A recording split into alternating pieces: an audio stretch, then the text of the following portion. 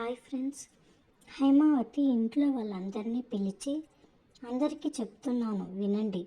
నా ఆస్తి జీవన పేరు మీద రాయాలని కావలసిన ఏర్పాట్లన్నీ చేశాను. కానీ చివరి నిమిషంలో జ్యోతి ఆపేసింది.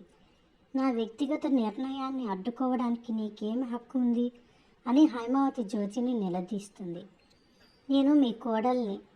ఆ హక్కుతోనే మీకు చెప్పుకోవడానికి నా దగ్గర సమాధానం ఉంది కాబట్టే నేను ఈ పని చేశాను అని జ్యోతి అంటుంది. ఏంటి నీ దగ్గర ఉన్న సమాధానం అని అడుగుతుంది హైమావతి.